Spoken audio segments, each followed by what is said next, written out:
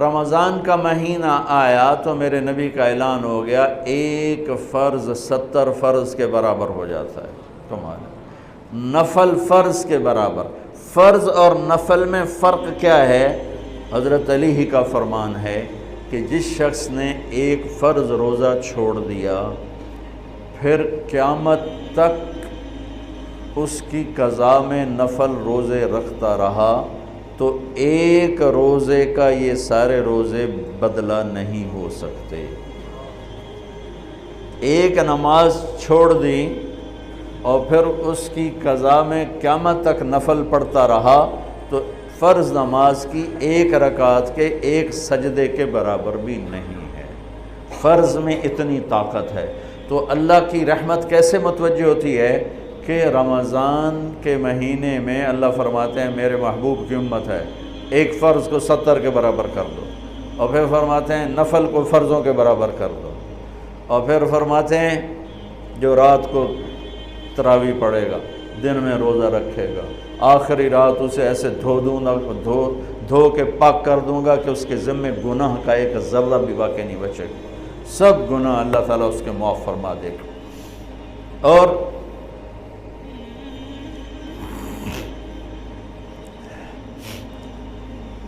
میرے نبی نے فرمایا من صام رمضان ایمانا و احتسابا، دوسری بھی من قام رمضان ایمانا و احتسابا، جس نے روزہ رکھا اللہ کی رضا کے لیے، جس نے تراویح پڑھی اللہ کی رضا کے لیے، اس کے پچھلی زندگی کے سارے گناہ اللہ معاف فرما دیتا ہے۔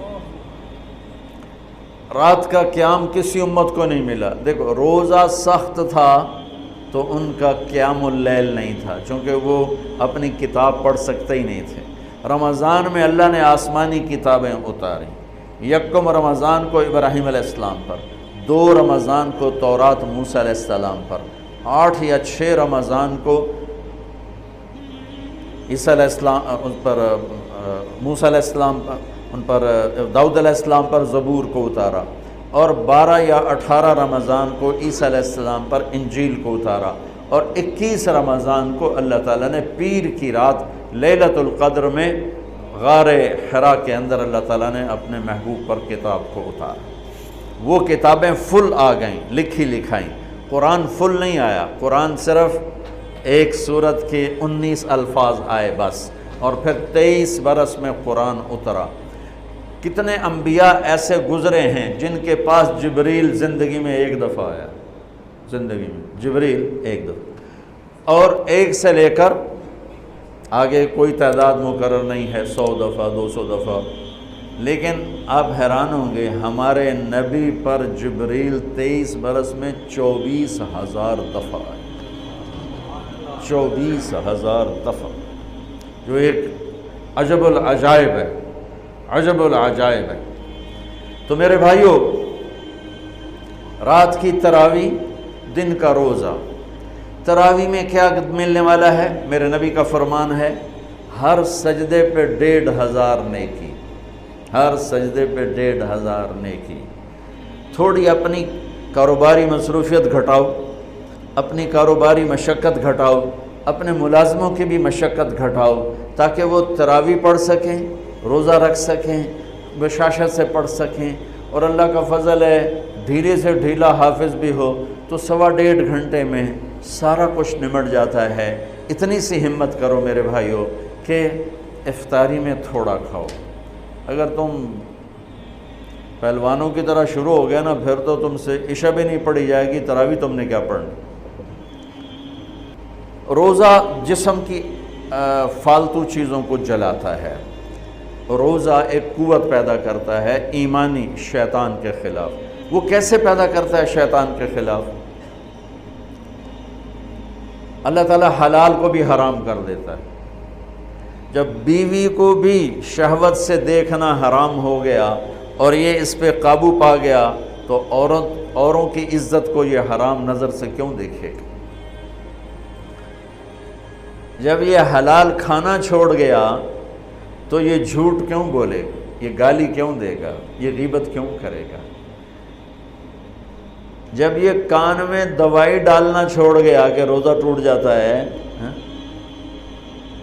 تو یہ اوروں کی غیبت کیوں سنے گی، اوروں کی برائی کیوں سنے گی؟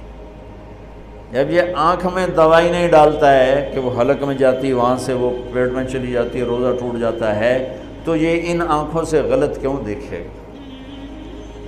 یہ غلط کیوں کسی کی عزت کے اوپر اپنی بددیانت نظر کو ڈالے گا؟ تو جب یہ اندھیرے میں بند کمرے میں ٹھنڈا پانی پڑا ہوا ہے اور ہاتھ نہیں لگاتا ہے اور اللہ کا دھیان اسے یاد ہوتا ہے کہ اللہ دیکھ رہا ہے، نہاتے ہوئے ہونٹ بند کر لیتا ہے کہ کوئی پانی کا قطرہ منہ میں نہ چلا جائے اور میرا روزہ نہ ٹوٹ جائے، خراب نہ ہو جائے، تو یہ جب اللہ کا اتنا دھیان اس کو نصیب ہو جاتا ہے کہ اللہ دیکھ رہا ہے، ورنہ کیا کسی کو کیا خبر کہ میں 2 گلاس پانی پیتا ہے یا میں پیاس سے بول رہا ہوں؟ تو جب وہ اللہ کو اتنا اپنے دھیان میں لے آتا ہے کہ اللہ دیکھ رہا ہے، میں پانی نہیں پیوں گا، اللہ دیکھ رہا ہے، میں بیوی کو ہاتھ نہیں لگاؤں گا، اللہ دیکھ رہا ہے، میں کسی کی عزت پر بری نظر نہیں ڈالوں گا، اللہ دیکھ رہا ہے، میں کسی کی برائی نہیں سنوں گا، اللہ دیکھ رہا ہے، میں کسی کی برائی نہیں کروں گا، تو پھر جب یہ بازار میں جائے گا تو جھوٹ تو نہیں بولے گا، جب یہ تولے گا تو غلط تو نہیں تولے گا۔ ہاں یہ الگ بات ہے، بہت سے مجھے ملے کہ جب بس رمضان میں جھوٹ چھوڑ دیتے ہیں، اس تو بعد پھر شروع ہو جائے گا۔ رمضان میں رشوت نہیں لیتا ہوں، اس تو بعد پھر شروع ہو جاتا ہے۔ تو چلو شکر ہے 1 مہینہ تو مسلمان رہتے ہیں۔ اچھا اس کی وجہ کیا ہے کہ رشوت خور کہتا ہے جی رمضان میں نہیں، جی نہیں، رمضان میں جھوٹ نہیں بولنا، رمضان میں صحیح تولنا ہے، رمضان میں غلط نہیں تولنا ہے۔ کیوں؟ شیطان قید ہو جاتا ہے۔ رمضان میں نمازی کیوں بڑھ جاتے ہیں؟ شیطان قید ہو جاتا ہے۔ کسی امت کو یہ نہیں ملا کہ رمضان میں شیطان قید کیے جائیں، اس امت کو ملا رمضان میں شیطان قید ہو جاتے ہیں۔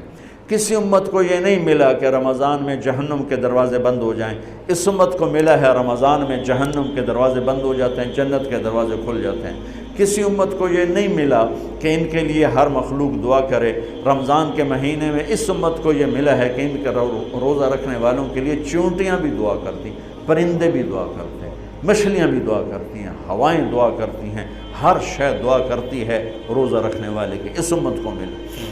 کسی امت کو یہ نہیں ملا کہ آخری رات ان کی سب کی بخشش ہو جائے، اس امت کو ملا ہے کہ رمضان کی آخری رات سب کی بخشش ہو جاتی۔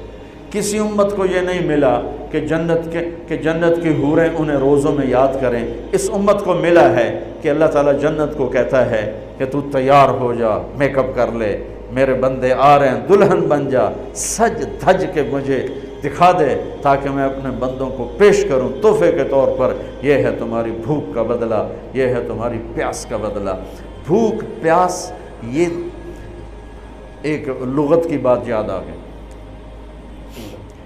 جس گھوڑے کو جنگ کے لیے تیار کیا جاتا تھا، جیسے آج بھی جن گھوڑوں کو ریس کے لیے تیار کرتے ہیں، انہیں تھوڑا کھلاتے ہیں، انہیں زیادہ بھگاتے ہیں۔ اور ہمارے بھی بچپن میں جب گھوڑوں کا دور تھا، ہمارے والد صاحب کے پاس ماشاءاللہ گھوڑے ہوتے تھے بڑے خوبصورت، تو ان گھوڑوں کو جب وہ تیار کرتے تھے سواری کے لیے تو پہلے ویسے ہی بھگا رہے ہوتے تھے۔ 2-4 جو ماہر لوگ تھے آج بھی میری نظروں میں آ گئے ہیں، اب تو سب قبروں میں چلے گئے، تو وہ گھوڑے کو بھگا رہے ہیں۔ میں کہتا ہے ایویں انہوں بجائی جاندے نے کی چھوٹے چھوٹے بالکل، اور پھر اس کے پیچھے نا ایک لکڑی وزن دار ڈال کے پھر اس کو خود اس لکڑی پہ بیٹھ کر پھر اس کو بھگا رہے ہیں۔ یہ کیا ہے رہے ہیں؟ اس کو سواری کے لیے تیار کر رہے ہیں۔ اگر پہلے دن ہی کاٹھی رکھ دو تو چاکے وہ مارے گا۔ تو جس گھوڑے کو جنگ کے لیے تیار کر دیا گیا ہو، یا آج کے دور میں سمجھ لو جس گھوڑے کو ریس کے لیے تیار کر دیا گیا ہو کہ یہ ریس کے لیے تیار ہے، اس کو کہتے ہیں خیل صائم، فرس صائم، روزے دار گھوڑا۔ روزے دار گھوڑا کا کیا مطلب ہے؟ کہ یہ گھوڑا بھوک برداشت کر سکتا ہے، پیاس برداشت کر سکتا ہے، لمبی ریس کی تھکن برداشت کر سکتا ہے، دشمن سے بھڑ جائے تو تلواروں کی کاٹ برداشت کر سکتا ہے۔ اس کو خون بہتا بھی دکھایا جاتا تھا، گھوڑے کو خون بہتا دکھایا جاتا تھا، زخم لگا کے اوروں کو، جانوروں کو زخم لگا کے دکھایا جاتا تھا کہ اس کی آنکھ زخم دیکھے، خون دیکھے۔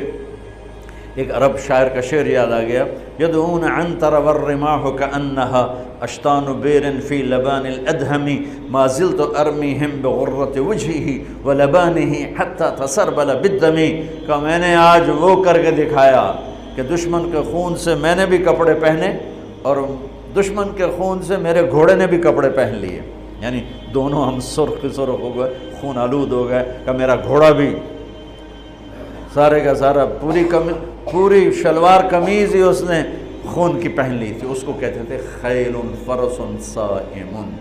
تو یہ روزہ ہمیں جنگ کے لیے تیار کرتا ہے، کون سی جنگ؟ شیطان کے خلاف۔ اور دوسرا کہتے تھے سامت الریح، عرب میں ہواؤں کے جھکڑ بہت چلتے تھے، طوفان بہت آتے تھے، تو وہ اس میں بہت پریشان ہوتی تھی۔ ہمارے ہاں مئی میں بہت زیادہ آندھیاں چلتی تھی، جب درخت بہت ہوا تو درخت ہی کاٹ کے رکھ دیے، درخت بہت ہوا، آندھیاں بہت چلتی تھی، اب تو بہت کم ہو گئیں برائے، پھر بھی مئی میں کچھ نہ کچھ چلتی ہیں، تو جب وہ چلتی ہے تو ایک مصیبت بن جاتی ہے، تو جب وہ کھڑی ہوتی ہے تو سکھ کا سانس آتا ہے۔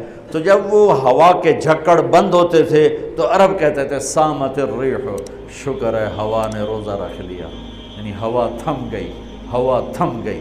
اب اس کو یہاں فٹ کیسے کیا ہے علماء نے کہ انسان کے اندر نافرمانی کے جھکڑ چلتے ہیں، جھوٹ کے، ظلم کے، بدکاری کے، فحاشی کے، نشے کے، سستی کے، رشوت کے، بار بار نام لینے سے بھی طبیعت خراب ہوتی ہے، نافرمانی کے طوفان اٹھتے ہیں، طوفان اٹھتے ہیں۔ یہ کیا کرتا ہے؟ روزہ رکھتا ہے، نظر جھکاتا ہے، ہاتھ جھکاتا ہے، زبان پہ قابو پاتا ہے، شہوت پہ قابو پاتا ہے، حلال کو چھوڑ دیتا ہے، تو وہ پورا مہینہ جب اس پریکٹس سے گزرتا ہے کہ نظر کو بچاتا ہے، کانوں کو بچاتا ہے، زبان کو بچاتا ہے، حلال کھانے، حلال بیوی سے بچتا ہے، تو اللہ اس کے اندر شیطانی طوفانی ہواؤں سے ٹکر لینے کی طاقت پیدا کر دیتا ہے، اور یہ اس کے سامنے کھڑا ہو جاتا ہے، ڈٹ جاتا ہے۔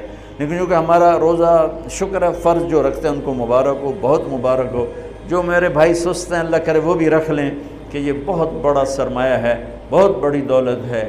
اللہ تعالیٰ یہ ہمیں نصیب فرما دے کہ رات کی تراویح اور دن کا روزہ، یہ اس کے اندر ایک طاقت پیدا کرتا ہے شیطان سے ٹکرانے